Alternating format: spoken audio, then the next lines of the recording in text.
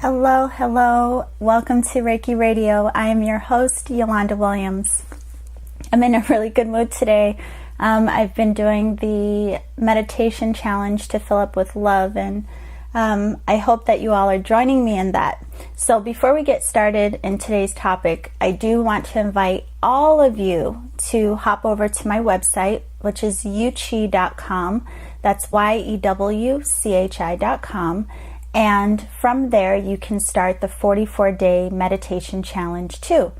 So over the next few weeks, we will be meditating daily with focus on inviting more love into our field of consciousness. Now, I have personally been doing this for a few weeks already, and it has been a beautiful experience, which of course is exactly why I'm sharing this experience with all of you. So when you go to the website, you'll see more information on the home page. And for those of you who are new to the show, my website is yewchi.com. That's YEWCHI.com. And the meditation challenge is absolutely free, and you can start it at any time. So on the last show, I guess that was about a week or so ago, I told you about my new Creating with the Stars workbook, which will be free for everyone who is receiving my newsletter, and that will go out in November. So I wanted to mention this today because we're currently in the energy of Libra, and I want you to know how you can benefit from the qualities of this sign. So just really quickly, Libra is ruled by Venus, and it's all about relationships and balance. Now, this is evident because as we end the year, many of us have been experiencing what feels like some extreme shifts and changes as we let go of what no longer fits our lives, and we heal past energies that we're now ready to release. And then luckily for us, Libra is very loving, but this energy will nudge us into proper balance, which will often require some uncomfortable shifts and changes. So, maybe you've been a bit emotional, or you've just made a life-changing decision, or maybe you're even having a hard time letting go of how things used to be. But whatever it is, we're all supported in the process, but how we choose to see and perceive it all will influence our experience.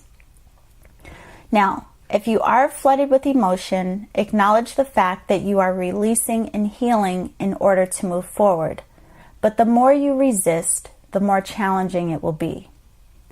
And if you can give thanks for the experiences that move you way out of your comfort zone, your gratitude will make the transition more bearable. And so actually, this is another good reason for you to join us for the 44-day meditation challenge. And again, you can start this at any time. It's just another way of working and transforming our energy and bringing us back into that harmonious balance. And another thing I wanted to let you know, for those of you who follow the energy of the moon like I do, the new moon was in Libra on October 13th, and the full moon will be in Taurus on the 27th. So you can also get more information about that when you sign up for the newsletter at yewchi.com. Okay, so today we are talking about something that I've wanted to discuss on the show for some time now. And I have to admit, it's one of those things that comes up or I hear almost every day. And I would love to hear your thoughts about this subject. So as soon as the podcast is over, I would love it if you would share your thoughts with me. You can email me what you think, and you can contact me through my website, again, yewchi.com. So here's where I would have a drum roll if I had that feature. Today's topic is everyone is spiritual. Everyone. So, regardless of your choice in spiritual practices, we are all of spirit we are all of Source. So that in of itself makes each of us a spiritual being, right? And life itself, again, regardless of your personal spiritual practice, life is a spiritual journey. And we all have choice in how we navigate through the experience. Now, the main reason I wanted to talk about this is because it's so common for us to categorize each other as spiritual or not spiritual. And yes, we're all able to define and label ourselves however we choose, but I want you to think about this. Have you ever said or heard someone else say, "I'm spiritual and they're not, so I can't hang out with them"? Or "I'm spiritual and they're not, so we have nothing in common"? Or "we can't be friends," or "I can't date them"? Now, if you really listen to what's being said, it's a form of separation. It's separation consciousness. Because in that context, it becomes a form of comparison or judgment when it's being said, and it's like a way of not recognizing your connection to all. Now, of course, being in this realm of work, I do understand the distinction of spiritual and non-spiritual. I understand what we mean when this is used as a description. And I even understand that we'll have some friends and family who share the same spiritual practices as we do, while others will not. But regardless of our personal expression of spirit, no one is void of spirit. Now, I want you to consider this too. Many of us who are on these paths where, we consider it that we're being spiritual or on a spiritual path, we would probably agree that we're working on becoming more spiritually aware. Now, some people are even seeking what they consider to be enlightenment. And whatever the case may be, the idea of separation or separation consciousness is in conflict with spiritual awareness.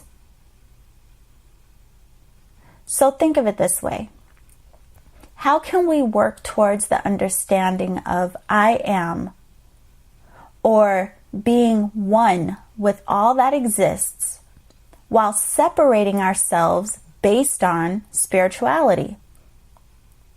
It literally defeats the underlying purpose of spiritual awareness. Now, I want to be clear, I personally have no problem with the term spiritual, but I want us to consider how we are using the term. Is it to unify or to separate? Or are you just using it as a description? It reminds me of how so many people say they prefer spirituality over religion because religion often separates people based on beliefs.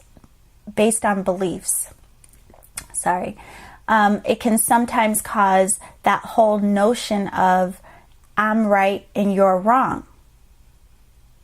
Whereas the idea of spirituality is supposed to be without separation. Understanding that our spiritual practices and translations may vary, but we're all working towards the same goal. So, while some of us may not be on what is considered a spiritual path, life itself is a path of learning and understanding what it means to be spirit in form. So again, everyone is spiritual. We are all love. We are all light. how we choose to use and express our divine nature, well, we also have free will. But the next time you're using the term spiritual to categorize yourself or other people, I just want you to be mindful of your feeling. Are you in judgment? Do you consider people to be less than, or do you feel bad for them if they don't share your beliefs or practices? And even more than that, I want you to consider what it means to you. In your heart and from your point of view, what does it mean to be spiritual? What does it mean?